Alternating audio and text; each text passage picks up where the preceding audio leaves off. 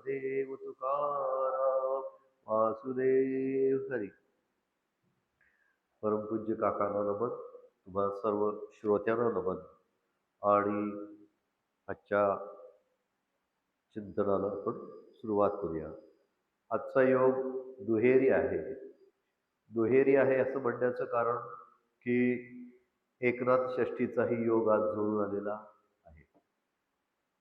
आणि अशा निमित्तानं अशी सेवा करायला मिळणं हे भाग्य आहे. भाग्य आहे म्हणण्यापेक्षा प्रारब्ध आहे. परमपूज्य डॉक्टर काकांचा एक अत्यंत चांगला दृष्टांत आहे. तो दृष्टांत असा आहे की दगडाला सुद्धा भाग्य असतं आणि दगडाला सुद्धा प्रारब्ध असतं.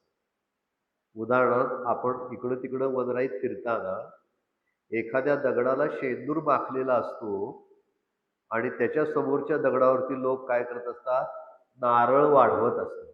म्हणजे एका दगडाचं भाग्य काय झालं, देव बदण्याचं, आणि त्याच्या समोरच्याच दगडाच्या भाग्यात काय आलं, डोक्यावर सारखे नारळ आपटून घ्यायचे. त्यामुळं ईश्वरानं आणि सद्गुरूंनी एकदा का सेवा करण्याची आम्हाला संधी दिली की ती त्या प्रारब्ध रूप दगडासारखीच आहे. आणि म्हणून बरेच लोक म्हणतात आम्हाला व्यासपीठ द्या, आम्हाला बोलायचं आहे, आमचा अभ्यास झाला आहे. पण असं मागणाऱ्यांना व्यासपीठ मिळत नाही. आणि काहींना असं सहजच चालून येते ते. त्या सहज चालून येणाऱ्यामध्ये मी एक आहे. आणि म्हणून काकांचं विशेष स्मरण या निमित्तानं का होतं, जेव्हा जेव्हा मी असं काही बोलायला बसतो त्यावेळेला मला ह्याच गोष्टीचं स्मरण होतं की दोन दगडांच्या भाग्यांपैकी एक भाग्यवान दगड. या पद्धतीचा विचार झाल्यानंतर आपल्या वाचनामध्ये, श्रवणामध्ये, ऐकण्यामध्ये दोन प्रसंग आलेले आहेत. त्यातला एक प्रसंग आहे तो म्हणजे शबरीच्या आणि रामाच्या भेटीचा प्रसंग आहे. त्या शबरीच्या आणि रामाच्या भेटीच्या प्रसंगामध्ये शबरी रामाला कोणत्या प्रकारची फळं देते, बरोबर? म्हणजे आता शिक्षक असल्यामुळे प्रश्न विचारायची सहजच आता 30 वर्ष वळणच पडून गेले. शबरी रामाला कोणत्या प्रकारची फळं देते, तर ती उष्टी फळं देते, बरोबर? आज पावे तो, तुम्ही आम्ही देवाला नैवेद्य दाखवला आहे की नाही? आज पावे तो, तुम्ही आम्ही देवाला नैवेद्य दाखवला आहे किंवा नाही? मग त्यात उष्टा नैवेद्य कधी दाखवलाय काय? मग तुम्ही आम्ही शबरीचा आदर्श का घेतला नाही? तो भाग बाजूला राहू दे. शबरीच्या कथेतून रामाबद्दल असणारं अपार भक्तिप्रेम हे त्या कथेतून आपल्याला श्रवण करायला मिळतं. उष्टी बोरे हा शबरीच्या भक्तीतला अपार भक्तिप्रेमाचा काय आहे, नमुना आहे. एक उदाहरण. दुसरं उदाहरण रामायणामधलं असंच आहे की सीतेच्या स्वयंवराच्या वेळी वेगवेगळ्या राजकुमारांना त्या स्वयंवराकरिता आमंत्रित केलं गेलेलं होतं. आणि ते जे शिवधनुष्य आहे ते शिवधनुष्य प्रत्यंच्या लावण्यासाठीचा प्रयत्न अनेक राजकुमारांनी केला. त्याचं वर्णन रामायणात ऐकताना कोणी कोसळून पडलं, कोणाला उचलताच आलं नाही, कोणाला इतका हे झाला की ते अंगावर त्यांच्या पडलं. म्हणजे इतर राजकुमारांच्या हातामध्ये जेव्हा ते शिवधनुष्य गेलं तेव्हा तेव्हा ते शिवधनुष्य त्यांना पेललं नाही, बरोबर? आणि जेव्हा भगवान श्रीरामांच्या हातामध्ये ते शिवधनुष्य आलं तेव्हा ते त्यांनी लीलया पेललं, बरोबर? मग या दोन गोष्टी ज्या आहेत, एकामध्ये काय आहे, परमभक्तीचा अनुभव. शबरीच्या कथेमध्ये परमभक्तीचा अनुभव आहे आणि इकडे भगवान श्रीरामांनी लीलया ते शिवधनुष्य उचललं, याचा अन्वयार्थ काय? याचा अन्वयार्थ काय? की ते शिवधनुष्य पेलण्याचा, उचलण्याचा अधिकार फक्त कुणाला होता? भगवान श्रीरामांना होता. जे 2 गोष्टीतून 2 तत्व आपल्या समोर आली. एक आला परमभक्तीचा विषय आणि एक आला अधिकाराचा विषय. बरोबर?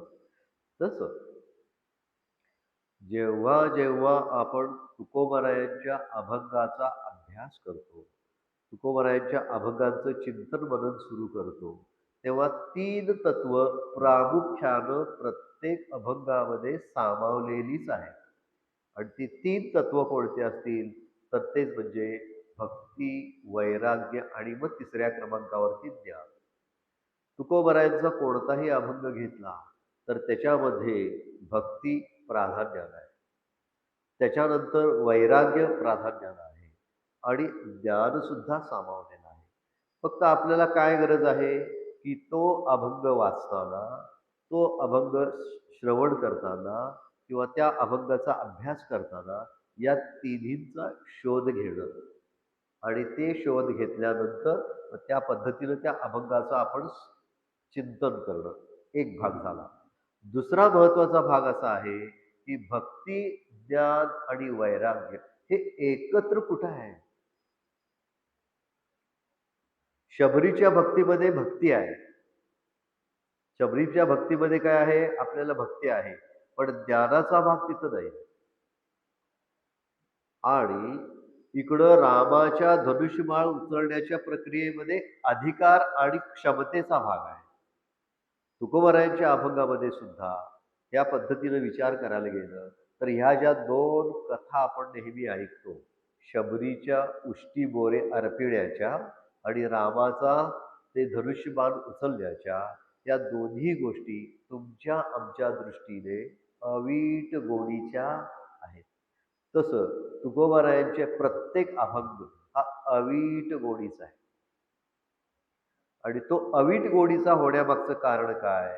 तर या ज्या 2 कथा 2 आपण पाहिल्या, की तिथं तुकोबारायांच्या अभंगामध्ये त्यांना प्राप्त झालेला भक्तीचाही अधिकार, वैराग्याचाही अधिकार आणि ज्ञानाचाही अधिकार जेव्हा एकत्रित आपल्याला तिथं अनुभवाला येतो, एकत्रित जेव्हा तिथं पाहायला मिळतो, तेव्हा संत तुकाराम महाराज हे व्यक्तिमत्व आपल्याला समजायला खूप सोपं जातं. आपण काय करतो आहोत, बहुतांशी आपल्याकडचा आता एक प्रघात आहे, की विषय वेगळा आणि विषय समजावून सांगणारा वेगळा. विषय वेगळा आणि विषय समजावून सांगणारा वेगळा आहे. म्हणजे आता सकाळी एक कोणतं तरी प्रवचन झालं असणार आहे. ते प्रवचनामध्ये ते संपल्यानंतर आता समजा मी आलेल्या सरनं विचारलं, की सकाळी कुणाचं प्रवचन झालं? मग सकाळी यांचं प्रवचन झालं. त्यांनी हा विषय मांडला. जे प्रवचनकार आणि विषय वेगळा असं दोन्ही वेगळं ऐकायला मिळतं.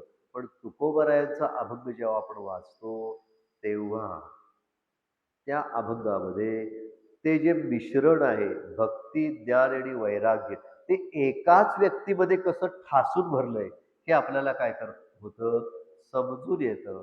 आणि मग तशा पद्धतीची भक्ती, तशा पद्धतीचं वैराग्य आणि तशा पद्धतीचं ज्ञान आपण सुद्धा त्याचे उपासक व्हावे, अशी आपोआपच सहज प्रेरणा त्यातून आपल्याला मिळते. आत्ता जो अभंग आपण चिंतनाला घेणार आहोत, तो तसा अभंग घेत असताना थोडीशी त्याची पूर्वपीठिका अशी आहे, की रज्जू सर्पाचा दृष्टांत आपण नेहमी ऐकत आलेलो आहोत. भगवान शंकराचार्यांच्या पासून हे जग जे आहे, हा जो प्रपंच आहे, हे दिसणारं दृश्य जग आहे, ते रज्जू सर्पासारखं आहे. हे समजावून सांगण्याचा शास्त्राचा जो दृष्टांत आहे, तो आपण एका वेगळ्या पद्धतीनं ऐकत आलेलो आहोत. त्याची एक रचना ठरलेली आहे, की विश्लेषण करीत असताना तो दृष्टांत कसा विश्लेषण केला जातो, की एखाद्या अंधुकच्या प्रकाशाच्या खोलीमध्ये एक दोरी वेडीवाकडी पडलेली आहे आणि ती दोरी पाहिल्या पाहिल्या अंधुकच्या प्रकाशामुळं ती वेडीवाकडी दोरी पाहिल्यानंतर आपल्याला कशाचा भास झाला? सर्पाचा भास झाला. मग सर्पाचा भास होतो. हा, झाला सर्पाचा भास असं आहे का आपलं? आपली प्रतिक्रिया जेव्हा सर्पाच्या भासाची असते तेव्हा त्याच्या पाठोपाठ काय चिकटलेली आहे? भीती चिकटलेली आहे. आणि मग सर्पाच्या सर्पाच्या भासाबरोबर जी भीती आपल्याला चिकटलेली आहे, ती भीती म्हणजेच आपल्याला वाटलेलं त्याचं पराकोटीचं सत्यत्व. पराकोटीचं सत्यत्व तिथं जाणवल्यामुळं आपल्याला त्या दोरी असून सुद्धा इतकी भीती आली की दरदरून घाम सुटला. आणि दरदरून घाम सुटल्यानंतर थोड्या वेळाने कोणीतरी तिथं लाईट लावली, प्रकाश दाखवला आणि मग काय कळून आलं की तो काय सर्प नाही, ती दोरी आहे. असा तो रज्जू सर्पाचा दृष्टांत आपण ऐकत आलेलो आहोत. पण तुकाराम महाराज तोच दृष्टांत तुमच्या आमच्यासमोर या अभंगातून वेगळ्या प्रकारे ठेवतात. म्हणून आज तो वेगळ्या प्रकारे ऐकायचा. म्हणजे कसा ऐकायचा? काय म्हणतात बघा तिथे, रज्जू धरुनिया हाती भेडसाविली नेणती. आता पांडुरंगाला तुकाराम महाराज काय म्हणतात? तूच रज्जू धरुनिया हाती भेडसाविली नेणती. नेणती म्हणजे कोण? तुम्ही आम्ही सर्वजण. प्रपंचाला तादात्म्य पावलेले, प्रपंचाला खरं मानून चालणारे तुम्ही आम्ही जे सर्व प्रापंचिक लोक आहोत, हे प्रपंचातल्या सुखदुःखाच्या तडाख्यामुळे कधी सुखी होतो, कधी दुःखी होतो, कधी घाबरतो, कधी आनंदित होतो. असं जे तुमचं आमचं सगळं जे चलनवलन चाललंय, त्याला तुकोबारायांनी इथं शब्द वापरलाय भेडसाविती. कोणता शब्द वापरलाय? भेडसाविती. आपण हा शब्द मुलांच्या बाबतीत वापरतो, की एखादं मूल जास्त दंगा करायला लागलं किंवा काही मुलं जास्त दंगा करायला लागली, की आपण काय म्हणतो, जरा त्यांना भेडसवा. भेडसवा म्हणजे काय? त्यांना खोटी भीती दाखवा. त्यांना खोटी भीती दाखवा. आता तुकोबाराय पांडुरंगाला म्हणतात, की हे भगवंता तू सुद्धा आम्हा प्रापंचिक लोकांना काय करायला लागलेला आहेस? भीती दाखवायला लागलेला आहेस. कशी दाखवायला लागलेला आहेस? रज्जू सर्पासारखी. कशी भीती दाखवायला लागलेला आहेस? रज्जू सर्पासारखी. आणि आम्ही सुद्धा का भ्यायला लागलोय? त्या रज्जू सर्पाकार विश्वातल्या सुखदुःखाला आम्ही का खरं मानून चालायला लागलेलो आहोत? आम्ही सुद्धा प्रपंचातल्या गोष्टींना खरं का मानतो? त्याचं उत्तर तिथे एका शब्दात दिलंय, नेणती. आम्ही कसे आहोत? आम्ही लोक नेणते असल्यामुळं, म्हणजे जाणते नसल्यामुळं, शास्त्र आम्ही जाणलेलं नाही, संत वचन आम्ही जाणलेली नाहीत, या शास्त्राची या प्रपंचाबद्दलची मतं आम्ही समजावून घेतली नाहीत. आम्ही फक्त प्रपंच करीत करीत करीत निघालेलो आहोत. प्रपंचाच्या सुखदुःखांना सामोरे जात आहोत आणि प्रपंचाच्या सुखदुःखांना सामोरे जात असताना ती खरी मानल्यामुळं आम्ही नेणत्या गटामध्ये गेलेलो आहोत. कारण ज्ञानेश्वरीमध्ये म्हटलेलं एके ठिकाणी, म्हणून जाणते गुरु भजिजे. म्हणजे तिथं आधी पहिली अट काय आली? जाणतं होण्याची आली. जाणतं झाल्यानंतर कुणाकडे जा? गुरु भजिजे असं म्हटलेलं आहे. पण आता इथं विचार काय आलेला आहे, की तो रज्जू सर्पाचा दृष्टांत तुकोबारायांनी आपल्यासमोर इथे ठेवताना मात्र एका वेगळ्या प्रकाराने ठेवला, की ते भगवंतालाच म्हणतात, की तूच रज्जू सर्पाच्या दृष्टांताच्या किंवा रज्जू सर्पाच्या नात्याप्रमाणे आम्हा देणत्या अज्ञानी लोकांना भीती घालत आहेस. बरोबर? असं भगवंताला म्हणायचा अधिकार कोणाचा? भगवंताला तूच आम्हाला भीती घालतोस. तू आम्हाला का भीती घालतोस? तर आम्ही देणते आहे हे बरोबर शोधून. आम्ही देणते आहे हे बरोबर शोधून तू आम्हाला भीती घालतोस. आता असा भगवंताबरोबर वाद मारण्याची क्षमता, असा भगवंताबरोबर वाद मारण्याची क्षमता फक्त कुणाकडे आहे? तुकोबारायांच्याकडे आहे. म्हणून आता तुकोबारायांचा अभंग अभ्यास करीत असताना तुमच्या आमच्यामध्ये सुद्धा अशी भगवंताबरोबर वाद मारायची क्षमता यावी का न यावी?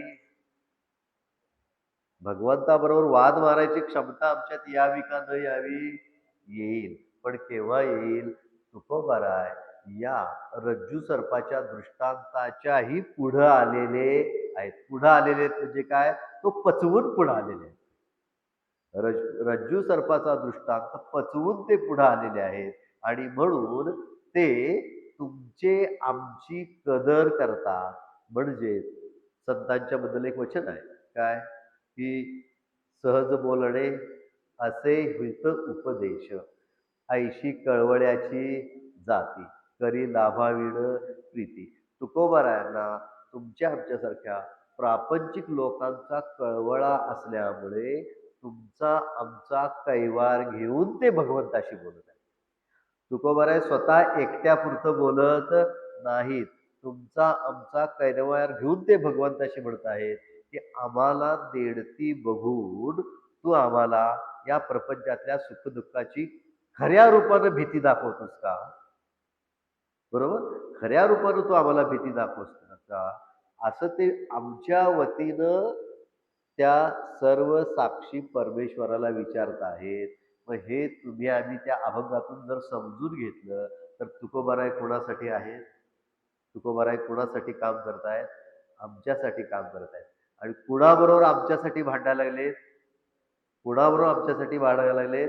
त्याच्याबरोबर ते भांडायला लागलेत. आणि ते काय म्हणतात बघा, रज्जू धरून या हाती, भेडसाविली नेणती, कळो येता चित्ती, दोरी दोघा सारखी. आणि मग तुकोबाराय पुढे जातात की हे भगवंता, तू जरी आम्हाला भीती घातलीस, तू जरी आम्हाला प्रपंचातल्या सुखदुःखाच्या सत्यत्वाची भीती घातलीस, बघा भगवंत घालेल का हो? भगवंत घालेल का? मग असं तुकोबारायांनी भगवंताला का आरोपित केलं? तू आम्हाला प्रपंचातल्या सुखदुःखाची सत्यत्वाची भीती घालतोस, असं तुकोबारायांनी भगवंताला का आरोपित केलं? कारण आपण भगवंताचं एक वाचतो. काय आपल्याला शास्त्र सांगतं? कर्ता करविता कोण आहे? तोच आहे. कर्ता करविता कोण आहे? तोच आहे. डॉक्टर काकांचा एक खूप चांगला दृष्टांत आहे, की जंगलामध्ये आपण निघालेलो आहोत आणि समोरून वाघ आला.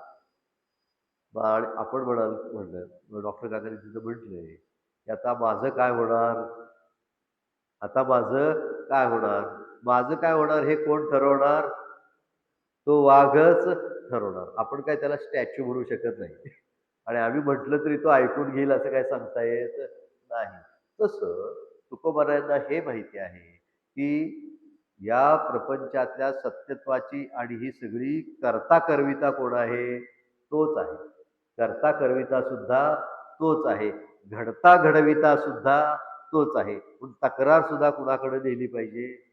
त्याच्याकडेच नेली पाहिजे. म्हणजे तुकोबाराय या शास्त्राच्या दृष्टांताच्या माध्यमातून या शास्त्राच्या दृष्टांताच्या माध्यमातून आणि आपल्यातल्या नेणतेपणाचा कैवार घेऊन तुकोबाराय आम्हाला कुणाकडे घेऊन निघालेत?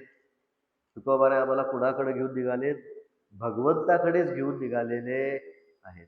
मग या पद्धतीनं जेव्हा चिंतन करत आम्ही भगवंताकडे जाऊ आणि भगवंताला म्हणू की हे प्रपंचातले सुखदुःख जी मला त्रास द्यायला लागलेली आहेत, ती कुणामुळे द्यायला लागलेली आहेत? तुझ्यामुळेच द्यायला लागलेली आहेत. आणि आता ती तुझ्यामुळेच त्रास द्यायला लागलेली असल्यामुळं ती घालवण्याचं सुद्धा काम कुणाचं आहे? तुझंच आहे. मग आता भगवंत स्वतः येऊन घालवतील काय? तुमच्या आमच्या प्रपंचातल्या सुखदुःखांचा अनुभवाचा तडाखा, त्याची तीव्रता प्रारब्धामुळं सुखदुःख भोगावी लागणार आहे. पण ती सोसण्याची ताकद भगवंत स्वतः लगेच देतील काय? नाही. मग काय करावं लागेल? त्यासाठी काय करावं लागेल? संत संगती धरावी लागेल. संतांची संगती मनोमार्ग गती, आकळावा श्रीपती येणे पथ्ये. जे त्या श्रीपतीपर्यंत जायचं असेल, ज्यानं ही सुख-दुःख आणि हे सगळा प्रसारा आमच्या समोर मांडून ठेवला आहे. हे सगळं तुमच्या आमच्या समोर प्रपंचाचं सगळं मांडून त्यात आम्हाला घालून ठेवलंय. त्या श्रीपतीपर्यंत जायचं असेल तर कुणाकडे जायला पाहिजे? संतांच्याकडे जायला पाहिजे. आणि त्या संतांच्या सहवासामध्ये गेल्यानंतर मग काय होईल, की संत आपल्याला काय करतील? साधना देतील, शास्त्र सांगतील आणि मग त्या श्रीपतीपर्यंत आम्ही जाऊन पोहोचू. आणि म्हणून कळो येता चित्ती, हे कळो येता चित्ती म्हणजेच काय, की जे प्रपंचामध्ये सुख-दुःख आहेत, ती प्रारब्धानुसार आलेली आहेत आणि ती भोगूनच संपवायची आहेत, असं आम्हाला कोण विश्लेषण करून सांगतील? संतच विश्लेषण करून सांगतील. आणि त्यामुळं तो रज्जू सर्पाचा दृष्टांत संतांच्या संगतीमध्ये आपल्याला काय होईल? कळो येईल. त्या संतांच्या संगतीमध्ये कळो येईल. कळो येता चित्ती दोरी दोघा सारखी. आता दोरी दोघा सारखी यामध्ये तुकोबाराय बरोबर मध्यस्थाच्या भूमिकेमध्ये आहे. म्हणजेच कोणती? की दोरी, एकदा दोरी कळल्यानंतर कशाचा भास मावळला? सर्पाचा भास मावळला. सर्पाच्या पाठीमागची भीती सुद्धा मावळली. घाबरणारा माणूस सुद्धा काय करेल? ती दोरी उचलून घेईल. म्हणजे घाबरवणारा आणि घाबरवणारा दोघेही तिथे काय होईल? एक होऊन जातील. तसं जेव्हा भगवंताच्या अनुसंधानामध्ये संतांच्या मार्गाने आम्ही जेव्हा जाऊ, तेव्हा साधनेनं आपण भगवंतच रूप होऊ. देव पहावयासी गेलो, तो देवची होऊनी ठेलो, हा अनुभव येईल. आणि मग दोरी दोघा सारखी. दोरी दोघा सारखी म्हणजेच काय? आपण सुद्धा भगवंत रूप होऊन जाऊ. म्हणजेच प्रापंचिक माझं मर्यादित्व, प्रापंचिकतेच्या माझ्या मर्यादा, प्रापंचिकतेतली माझी असहाय्यता, प्रापंचिक जीवनामधली माझी असमर्थता, ही जी आम्हाला आता जाणवते, ती भगवंताच्या रूपामध्ये अनुसंधानामध्ये गेल्यानंतर ती आपोआपच मावळेल. मग हे असावं का असू नये?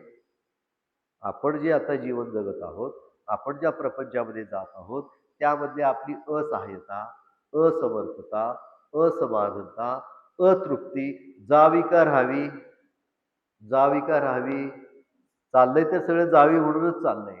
मग आता ते जायसाठीचा मार्गच तुकोबारायांनी इथे सांगितला, की तो रज्जू सर्पाकार असणारा हा प्रपंच, हा एकदा संतांच्या संगतीतून समजावून घेतला, तो कळून आला आणि मग हा जो प्रपंचामध्ये आम्हाला घालणारा तोही तोही भगवंत जो आहे, तो संतांच्या संगतीनं गेलं की त्याच्यापर्यंत मी जाऊन पोहोचतो आणि तो भगवंत आणि मी वेगळा नाही, असा मला जेव्हा अनुभव येतो, तेव्हा आपोआपच माझी काय निघून जाईल?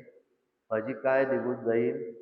बद्दलची आसक्ती, भीती, असमाधान, अतृप्ती निघून जाईल. मग प्रपंच बदलून मिळेल का? प्रपंचाबद्दलची दृष्टिकोन बदलून मिळतील? संतांच्या संगतीमध्ये गेल्यानंतर भगवत भक्तीच्या अनुभवामध्ये प्रपंच दुरुस्त होऊन मिळेल का? प्रपंचाकडे पाहण्याची दृष्टी दुरुस्त होईल.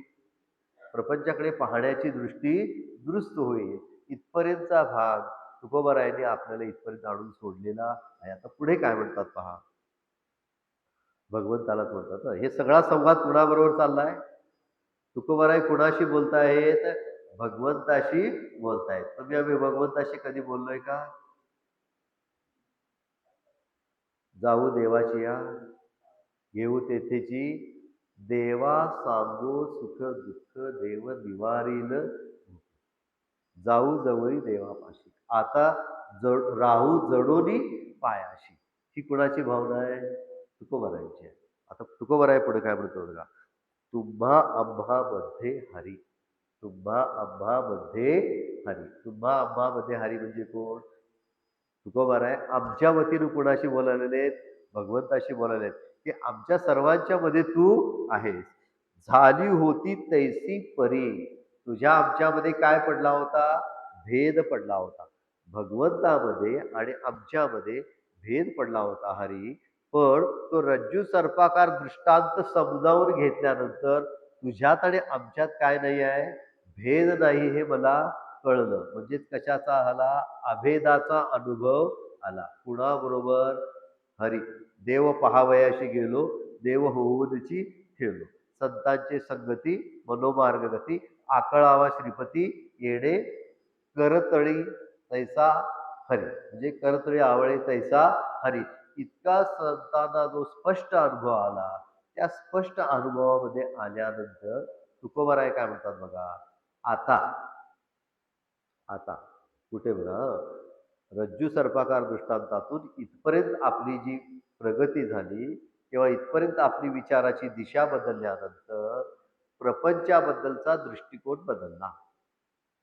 जे आपण प्रपंच करतो आहोत तो दृष्टिकोन बदलला. काय बदलला? तो दिलाय बघा. झाली होती तैसी प्ररी मृगजळाचे पुरी ठाव पाहो तरावया. तुला समजून घेण्यापूर्वी, हरी तुझ्याकडे येण्यापूर्वी, संतांच्या मार्गाने तुझ्याकडे येण्यापूर्वी या प्रपंचरूपी मृगजळामध्ये मी विनाकारण पोहण्याचा निश्चय करत होतो. आता मृगजळामध्ये पोहता येईल काय? मृगजळामध्ये पोहता येणार नाही. मग मृगजळामध्ये का पोहता येणार नाही? तर ते मुळातच काय आहे? मिथ्या आहे. मृगजळे मुळातच कसं आहे? मिथ्या आहे. मग तुकोबराय काय म्हणतात, की ह्या प्रपंचामध्ये मी प्रपंच करीन, सुख प्राप्त करीन, असं करीन, तसं करीन, हे मिळवीन, ते मिळवीन, या पदेत जाईन. सत्ता, संपत्ती, यश, कीर्ती या सगळ्या गोष्टी मी काय करीन? या प्रपंचात प्राप्त करीन. अशा पद्धतीने मी या प्रपंचात तरीन म्हणजे पोहीन असं त्यांना एक म्हणायचं आहे. आणि हा प्रपंच करून करून मी त्याच्या पलीकडे तरून जाईल. दोन गोष्टी आल्या इथं. जे प्रपंच नावाच्या या सागरामध्ये मी सत्ता, संपत्ती, यश, कीर्ती प्राप्त करून तरून जाईल किंवा प्रपंच या समुद्रामध्ये मी माझ्या प्रयत्नांनी तरून जाईल असा माझा जो निश्चय होता तो निश्चय आता मावळला आहे. का मावळला आहे? तर प्रपंचच मुळात कसा आहे? मृगजळासारखा आहे आणि मृगजळासारखा प्रपंच असल्यामुळं त्याच्यामध्ये पोहण्याची, तरून जाण्याची आवश्यकताच नाही. म्हणजे जानवरांचा एक अभंग आहे की ऐलथडी सरले मायाजाळ, ऐलथडी सरले मायाजाळ म्हणजेच काय की त्या अभंग त्या ओळीमध्ये जानवरायला म्हणायचं आहे की या प्रपंचातून मी तरुण जायचा प्रयत्न करायला लागलो, पण हा प्रपंच मायारूपी मृगजळ आहे हे जेव्हा कळलं, ते कळल्यानंतर ते मायाजळच काय झालं? निघून गेलं. उदाहरणार्थ आता जे मृगजळ आहे ते मृगजळ केव्हा आपल्याला दिसत नाही? पहाटे दिसतं का? नाही दिसत. संध्याकाळी दिसतं का? नाही दिसत. दुपारच्या वेळेला दिसतं. तसा हा प्रपंच आपल्याला सत्य कुठपर्यंत वाटतो? जोपर्यंत शास्त्र आणि संतांचे आणि साधनेचा वापर चालू होत नाही, तोपर्यंत आपल्याला सत्य वाटतो.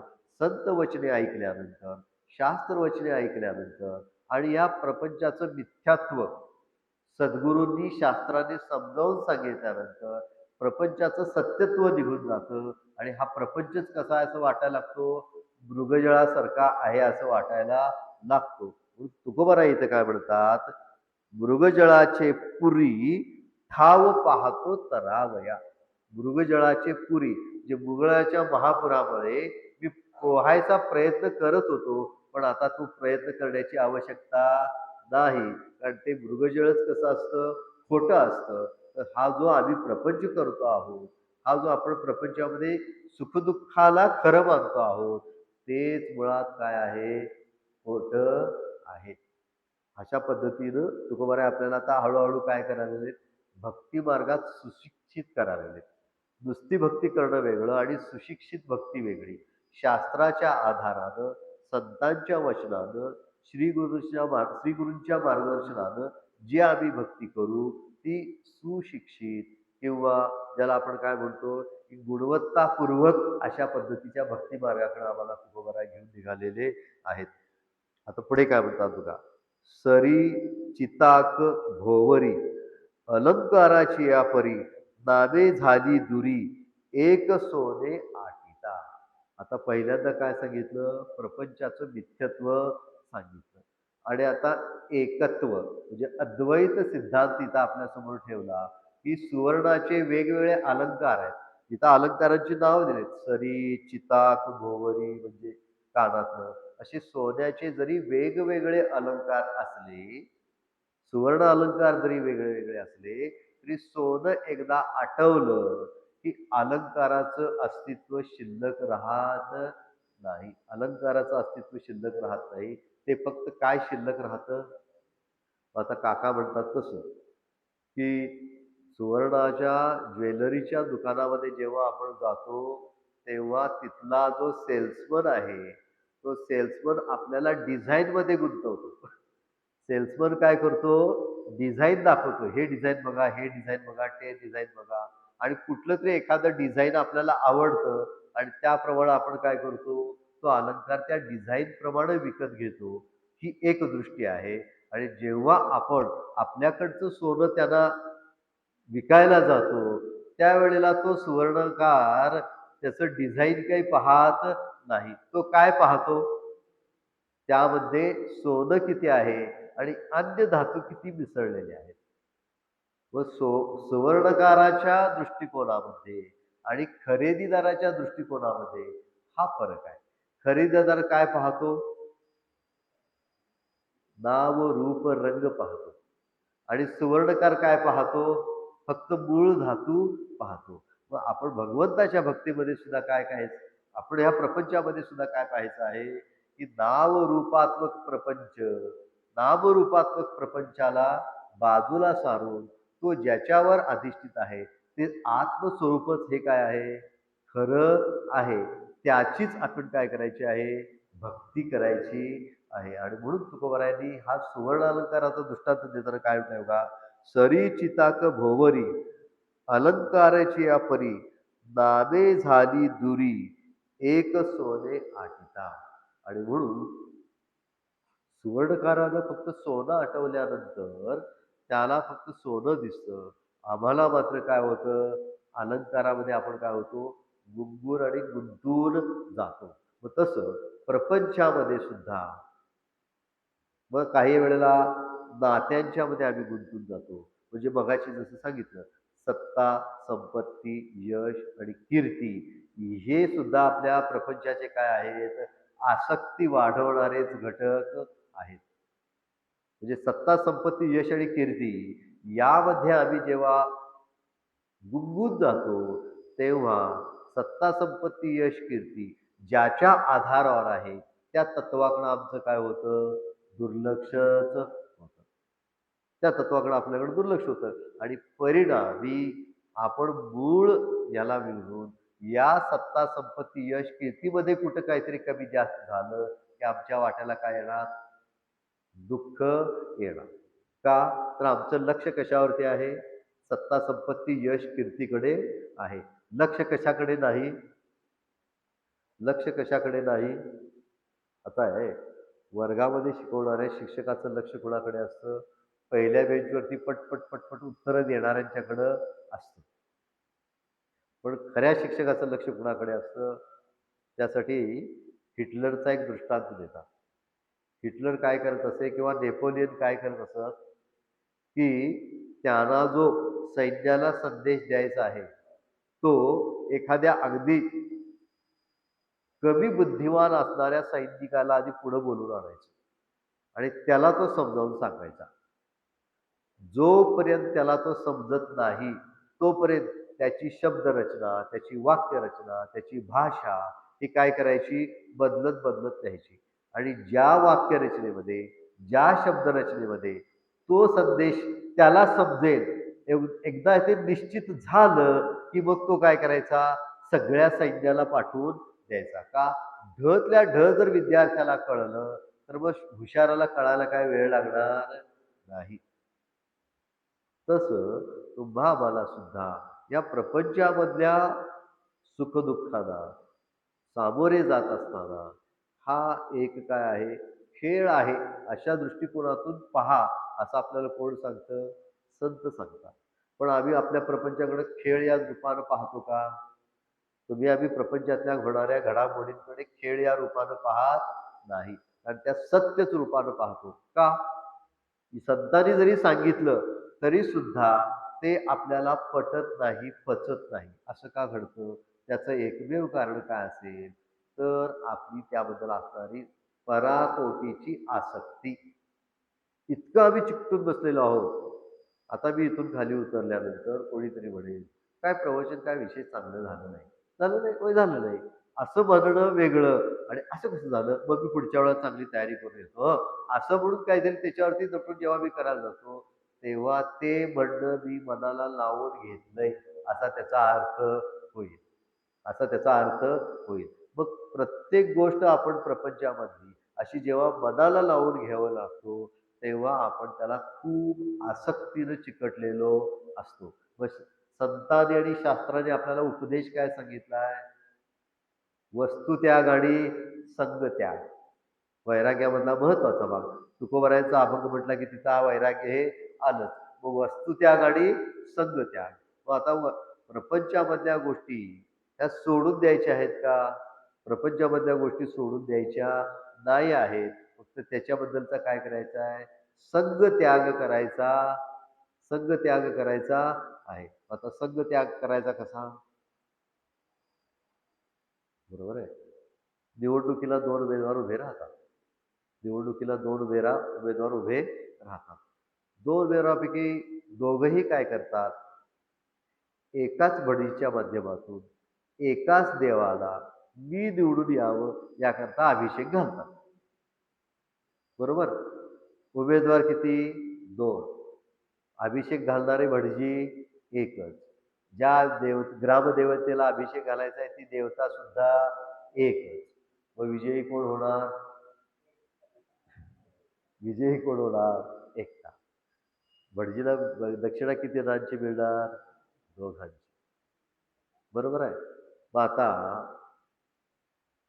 त्या अभिषेक घालणाऱ्या भटजीला आणि त्या भटजीला अभिषेक घालण्यासाठी ज्यांनी प्रवृत्त केलं त्या उमेदवाराला सुद्धा माहिती आहे. हा फक्त काय करायचा आहे? मला विजयी होण्यासाठीचा एक उपचार म्हणून करायचा आहे. त्या अभिषेकाकडे ते सत्यरूपानं पाहतातच असं काही नाही. असे बरेच गोष्टी सांगता येण्यासारख्या आहेत, की ज्या आपण काय करतो, की सत्यरूपाने पाहत नाहीच आहोत. बरोबर? आपण विजयादशमीला सोनं वाटतो. बरोबर? आणि काय म्हणतो? सोनं घ्या. प्रत्यक्षात काय देत असतो? वनस्पतीचा पाला. प्रत्यक्षात काय देत असतो? वनस्पतीचा पाला. पण म्हणत काय असतो? सोनं घ्या, सोन्यासारखं राहा. बरोबर आहे ना? मग तिथं आपण जितके जितके मुरलेले नसतो किंवा तिथं जेवढा आपण जीव लावलेला नसतो, सोन्यात वनस्पतीचं सोनं वाटताना आपण लीलया वाटून टाकतो. लीलया, हे तुला घे, हे तुला घे, हे तुला घे. खरं सोनं वाटायची वेळ आली तर मग घरामध्ये हक्कासाठी भांडणं होतात. हे एवढं माझ्या वाटणीला आलं पाहिजे आणि हे माझ्या एवढं वाटणीला आलं पाहिजे. मग ते पण सोनंच आहे ना. ते सोनं वाटताना अगदी दिलखुलास आणि हे खरं सोनं घेताना मात्र काय होतं? एकमेकाच्या उरावर बसायची वेळ येते. म्हणजे ह्यालाच काय म्हणायचं? आसक्ती. ह्यालाच काय म्हणायचं? आसक्ती. मग आता माझ्या हक्काचं सोनं मी घ्यावं की न घ्यावं? आसक्ती सोडायची आहे म्हणून ते सोडावं? आसक्ती सोडायची आहे म्हणून सोडावं का? मग इथं परत गुरु का लागतात? त्याचं उदाहरण तेच आहे. परमपूज्य डॉक्टर काय की सांगतात, की व्यावहारिक सत्तेमध्ये माझ्या वाटणीचं जेवढं सोनं आहे तेवढं ते मला मिळालं पाहिजे. व्यावहारिक सत्तेमध्ये माझ्या वाटणीत जेवढं सोनं मिळालं पाहिजे ते मिळालं पाहिजे. पण ते मिळत असताना मला काही फार मी अकांड तांडव करू नये. हक्कासाठी भांडावं व्यावहारिक सत्ता. पण हक्कासाठी भांडत असताना आतल्या शांतीला, आतल्या समाधानाला, आतल्या तृप्तीला धक्का लावू देऊ नये. हे आध्यात्मिक जीवनशैली आपण काय केली पाहिजे? अंगीकारली पाहिजे. हे आम्हाला कोण शिकवतं? हे आम्हाला कोण शिकवतं? सद्गुरू शिकवतात. बरोबर?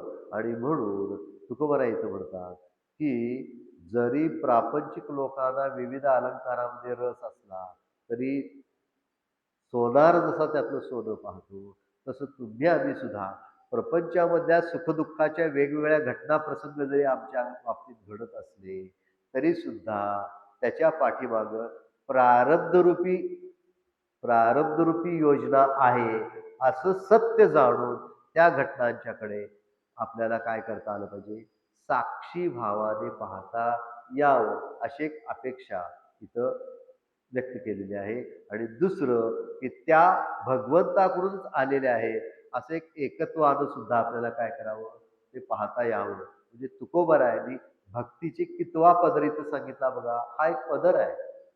भगवंताची भक्ती करत असताना प्रपंचाकडे साक्षीत्वाने पाहणे हा भगवंताच्या भक्तीचा एक काय आहे, पदर आहे. आणि म्हणून पुढे तुकोबराय काय म्हणतात बघा, पिसांची पारवी कोरोनी बाजेगिरी दावी तुका म्हणे तेवी मज नको चालवू. आणि एखादा जो गारुडे असतो त्या गारुड्याकडे काय असतात, काही खरे पक्षी असतात आणि काही काही काय असतात, खोटे पक्षी असतात. खोटे पक्षी असतात म्हणजे काय, त्यानं ते पिसं गोळा करून ते पक्षी तयार केलेले असतात. बरोबर. मग त्याला स्वतःचं जीवन चालवायचं असल्यामुळे तो काय करतो, की पिसांचा वापर करून ते खोटे खोटे पक्षी तयार करून ते तुमच्या आमच्या समोर, आता सर्कशी मधला वाघ काही काही वेळेला काय असतो, माणूसच असतो. वाघाचं कातडं पांघरून सर्कशीमध्ये एखादा माणूसच वाघ म्हणून येत असतो. ती काय म्हणायची, बाजीगरीच आहे ती. म्हणजे ती युक्ती आहे, क्लुप्ती आहे.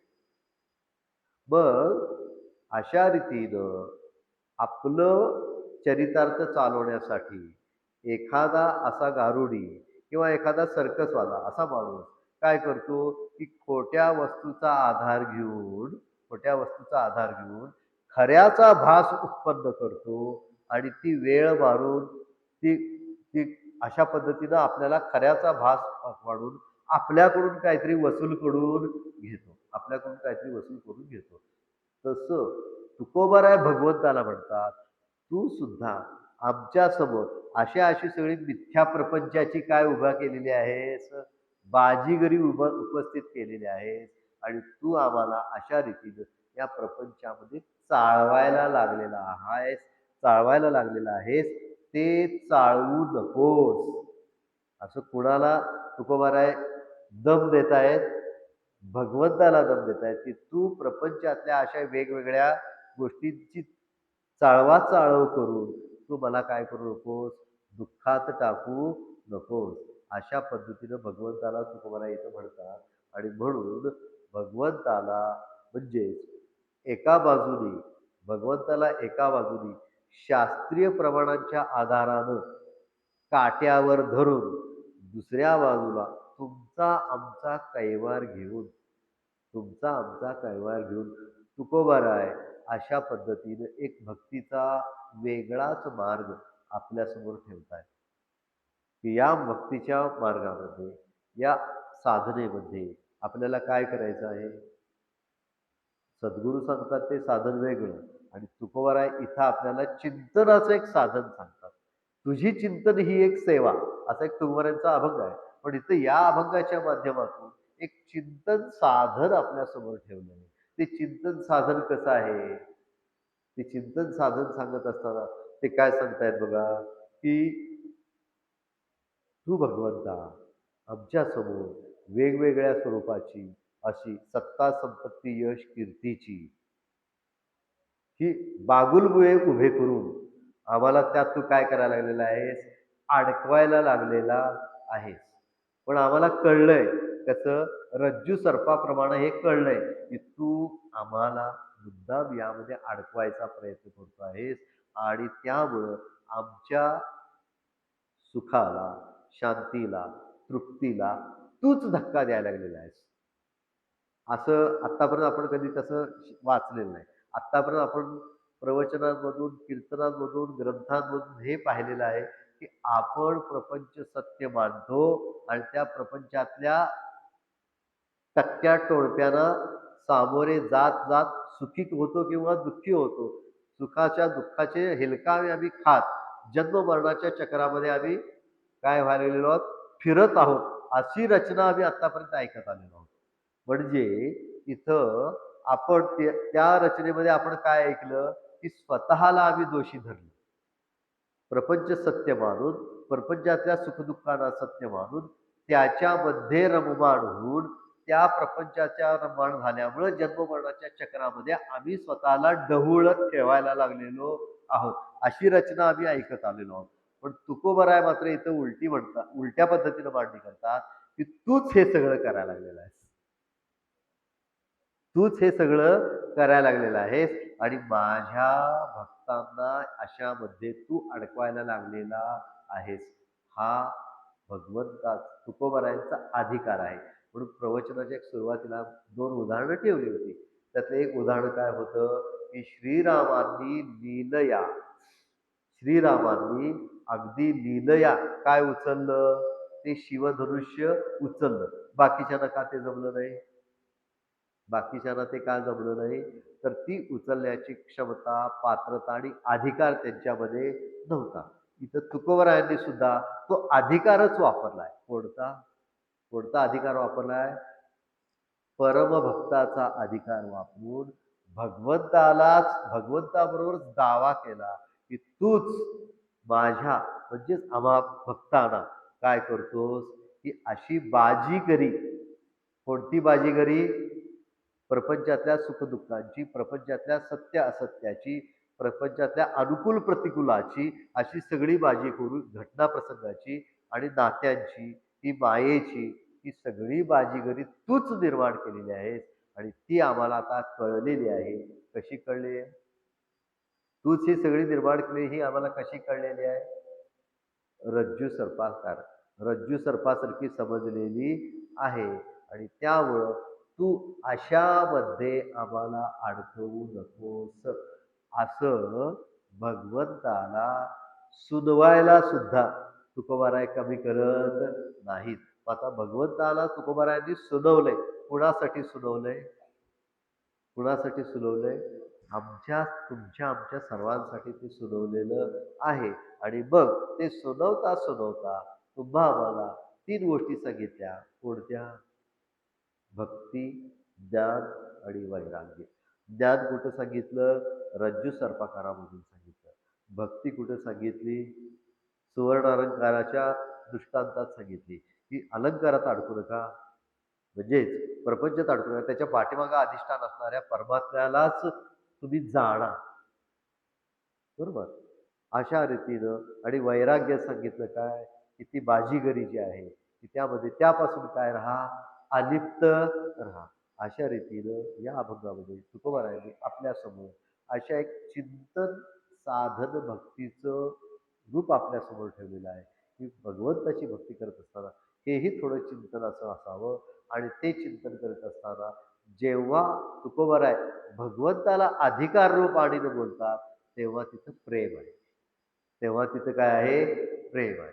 आपण काय करतो? ज्याच्यावरती आपला अधिकार असतो, त्यालाच प्रेमानं काय करतो? रागावून सांगू शकतो. त्यालाच आपण काय करतो? काट्यावर धरू शकतो. ज्याच्याबद्दल आपल्या मनामध्ये प्रेम नाही, त्याला आपण आहोत करतो. ज्याच्याबद्दल आपल्याला प्रेम वाटत नाही, त्याला आपण काय करतो? आहो करतो. तुकोबारायांना भगवंताबद्दल नितांत प्रेम आहे, नितांत भक्ती आहे आणि त्या भक्तीच्या अधिकारातून ते भगवंताला अशा रीतीनं काय करत आहेत? आपल्या वतीनं आपल्या वतीनं काय करत आहेत? की अशा पद्धतीनं काट्यावरती धरत आहे. मग तुकोबारायांना जसं भगवंताबद्दलचं अधिकाररूपी प्रेम प्राप्त झालं, तसं तुम्हा मला सुद्धा काय व्हायला पाहिजे? भगवंताबद्दलचं अधिकाररूपी प्रेम प्राप्त होईल. मग भगवंताबद्दलचं अधिकाररूपी प्रेम प्राप्त व्हायचं असेल, तर वरचा सगळा भाग आपल्या लक्षामध्ये आला पाहिजे, की हे प्रपंच जो आहे, तो रज्जू सर्पासारखा आहे आणि तो त्यानंच निर्माण केला आहे. म्हणून त्यानंच निर्माण केलेला हा भ्रमरूप प्रपंच आपण बाजूला सारून त्यालाच फक्त काय करायचं आहे? भजायचं आहे आणि असा प्रपंचाला बाजूला सारून जेव्हा आम्ही भगवंताला भजू, तेव्हा तुकोबारायांसारखा आपला अधिकार निर्माण होईल. असा अधिकार निर्माण आपला व्हावा आणि त्याकरिता जागोजागी सद्गुरूंचं मार्गदर्शन सुद्धा आपल्याला काय असतं? नितांत आवश्यकता असते. म्हणून सद्गुरू भक्ती शास्त्र भक्ती आणि संत संगती आणि भगवंतावरचं निखळ प्रेम अशा 4 गोष्टी जेव्हा एकत्र येतील, तेव्हा अशा स्वरूपाचा अभंग आकाराला येतो आणि असा हा अभंग आपल्याला इथं श्रवणाला मिळाला, अ, अभ्यासायला मिळाला, त्याच्यावरती चिंतन मांडायला मिळालं. त्याबद्दल संयोजन समितीचे मी ऋण व्यक्त करतो आणि माझ्या सेवेला पूर्णविराम देतो. पुंडलिक वरदारी विठ्ठल श्री ज्ञानदेव तुकाराम वासुदेव हरी.